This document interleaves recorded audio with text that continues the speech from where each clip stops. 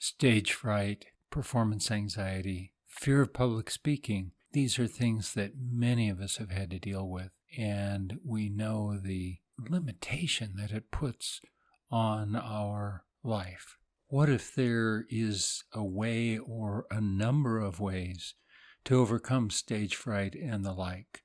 That's what we want to share with you here today. Here at learntolearn.org, we have had the opportunity to be part of a study done and published on how to overcome stage fright. That's one of the things we want to share with you here today.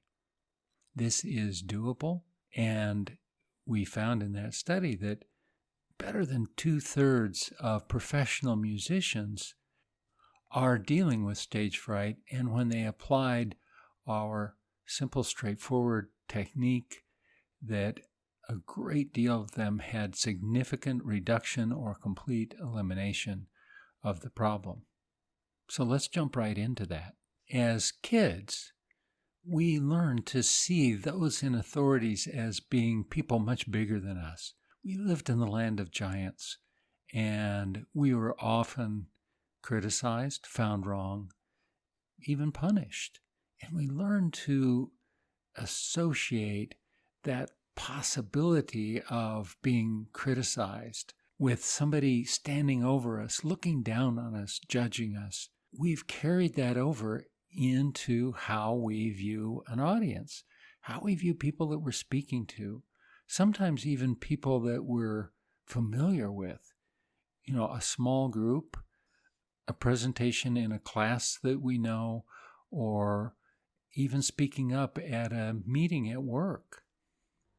So in our mind's eye, often a little subconsciously, when we think about talking in front of others or even other kinds of presentations, we see them as though they're bigger than us, maybe more knowledgeable than us, certainly with the ability to judge us. That is frightening, and it triggers that whole fight-flight kind of response. And when that gets triggered in us, we get shaky, we get nervous, our breath is tight, our heart rate goes up, our mouth gets dry, maybe our hands sweat. We just feel really diminished and unsure of ourselves. And too often we take that as a sign that something is really, really wrong, and we even trigger that fight or flight more because now we're afraid of being afraid. We get afraid that other people are going to see it and judge us even more. We're afraid that our capacity is going to be diminished, and our whole focus moves not out with our audience, but it moves inside of us so that every detail of that is more highlighted, more heightened. And that runs the whole thing off the rails even more. On top of all this, oftentimes before we have to do a presentation, just in thinking about it, we already start to imagine what it's going to be like. And now that anxiety begins to undermine even our ability to prepare. And around it goes.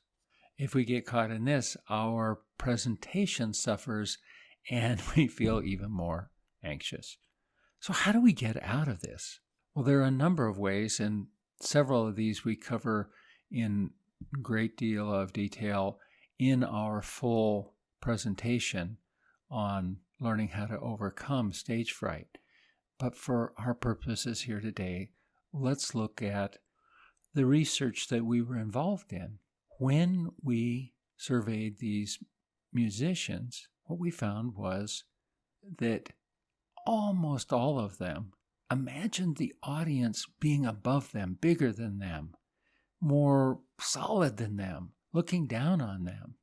And of course, that would adversely impact any of us that grew up with that sense of living in a land of giants. So what the lead researcher suggested to each one of these musicians was to bring the audience down, to make them smaller, to bring them down below eye level, and or make themselves bigger so that they were looking down at the audience, or at least the audience was at an equal level. For some of these musicians, just that one time changed everything, because the brain is always looking for a better way, and when it discovers it, it tends to use it. For some of them, they had to practice it 3 or 4, 5, 6 times. But for a majority of these musicians, this made a very significant difference, and for quite a number of them, it eliminated the problem altogether. For some people that have dealt with this for a long time, they go, well, that's way too simple. And isn't that just imagining something? Well, yeah, it is imagining something, just like what we were imagining that gave us the problem in the first place, except we reverse it here. The imagination is very powerful, and it is what we're using. Again, it's also what we used to use to create anxiety, stage fright, and the like. Most things, when we finally understand them, are fairly simple. This is one of those. So if it was worth coming here and listening to this for a few minutes, it's certainly worth the couple minutes that it takes to try it out. See what happens. Let us know. And if you want more, come join us at learntolearn.org, a no BS, straightforward way to overcome stage fright, performance anxiety, and to develop a lot of other skills at learning and engaging in the world.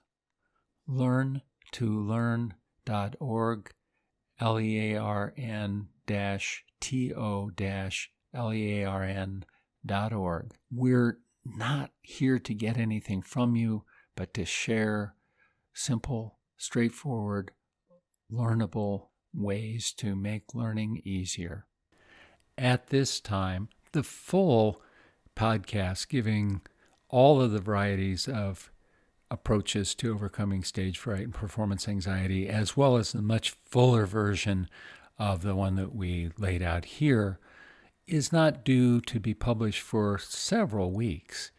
But if you come to our website and let us know that this was helpful and that you would like the full podcast sooner, we will move up the publication date to sometime in the near future. Again, let us reassure you that we are not after anything from you other than to support you. That is our entire mission. We just want to make the world a better place. So if this was helpful to you, let your friends know, let your family know. Click on the like, all of that. Thanks so much.